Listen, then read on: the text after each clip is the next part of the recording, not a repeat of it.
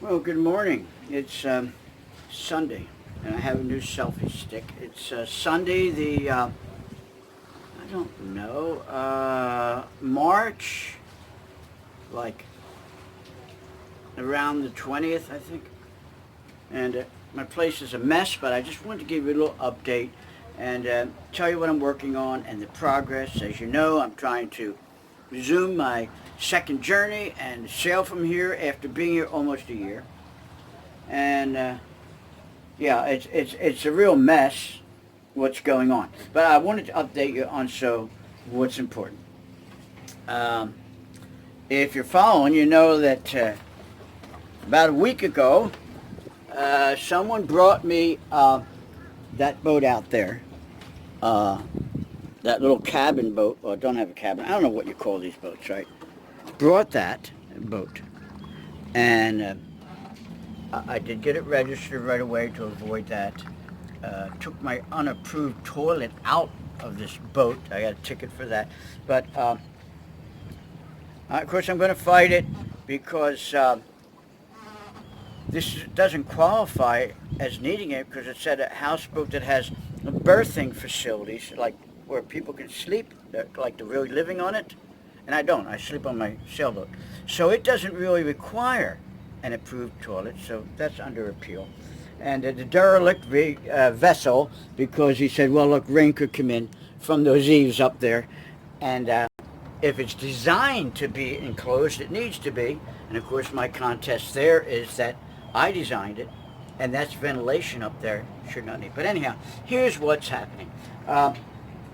This boat, this motor, I got a great deal on, and that one I bought when I got the houseboat. I got that one there. So what's the big progress is, and a big delay is, I've not had a motor installed with the controls and ready to go. Well, thanks to my friend Xavier giving me this, and I've started to bring things off of that boat. I don't know what I'm going to do with whatever's left of it yet. Haven't resolved that. But guess what? I have one working motor with controls, and the cables weren't that long, so it's right here. But in fact, maybe even I'll demonstrate. Okay. Wrong. Did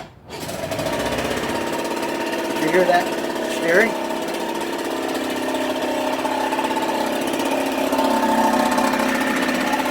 Check it out. Check it out.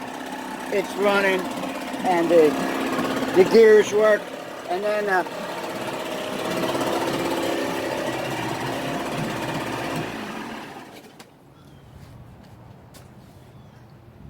that's my ticket. Okay, I got a few more things I'm needing: VHF radio, a dinghy, and a good anchor. And I'm thinking maybe I'm going to head south, actually, not north. I'm thinking I'm going to head maybe towards the Keys. Don't ask me where. I'm not quite sure. But now, so currently now I'm working on controls for this other motor, which is not an electric start. I'll have to pull start it, but I'm trying. That also came off the other boat. I'm going to hook it up. That's what's happening there. And yeah, my friend Mike's boat over here, I'm helping him a little bit. I built him a cabin on there. Just because his stuff wasn't enclosed right, so I spent a couple days, I don't know if you can see it, but framing out a cabin and getting a roof on it, and I want to seal the top of them for it there. And so things are looking good. I'm shooting to be out of here around the end of this month.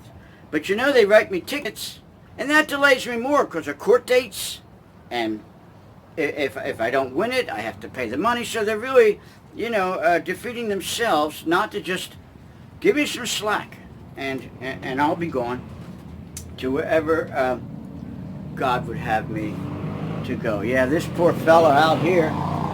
Do you hear that?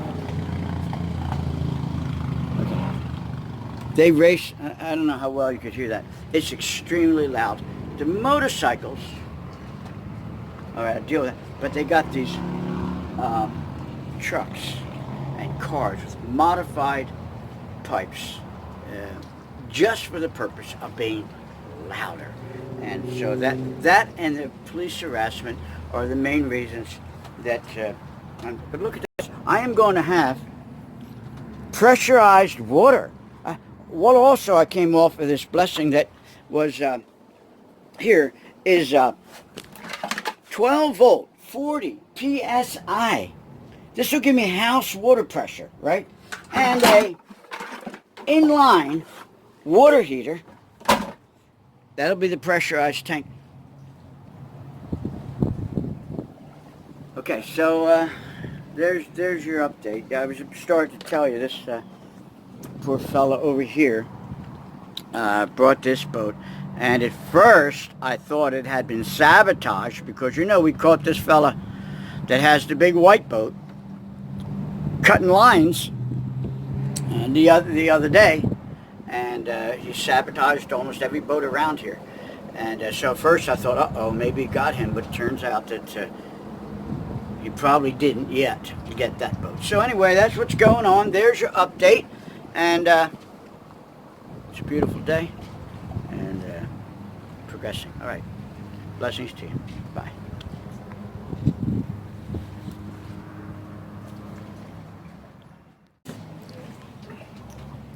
So I wanted to tell you about what actually inspired me to make this video this morning. I wasn't intending it, but I thought, well, let me share this dream I had last night. Then I thought, well, I'll put an update with it. That's what we just saw. But it was a remarkable dream. It was very special. I have some special dreams sometimes. There was a prophecy, old men shall dream dreams. Anyway, I was transported, it felt like. It was what was unusual is like going back in time, sort of. I wish I could remember the prelude to what I do remember. But what happened was, it was, I'm guessing, a first century house. And it was like made out of mortar or something, kind of cement. It was like a block. I don't know what it was, but it was like way back, not modern, okay?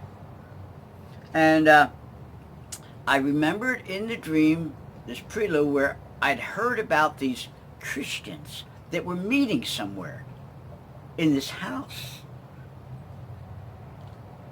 And it was like the early church, which used to meet in houses, And I thought it was something on that order. And so anyhow, I was able to find them.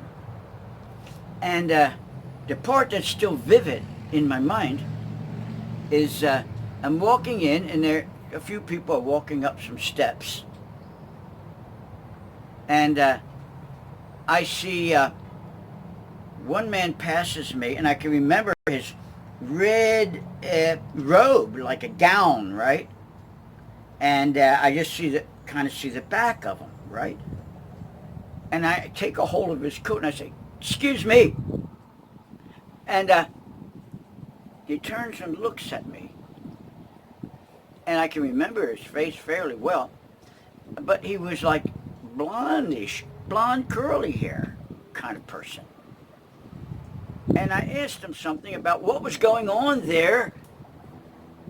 And he didn't respond. He just looked at me, and then he continued on up.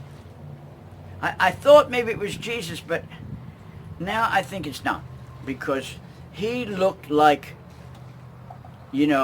all of his disciples and so forth, when they come to the garden to arrest him, that you see that they weren't sure, which he was not distinct that way. To have blonde hair as a Jew would be extremely uncommon. So now I don't think it was Jesus.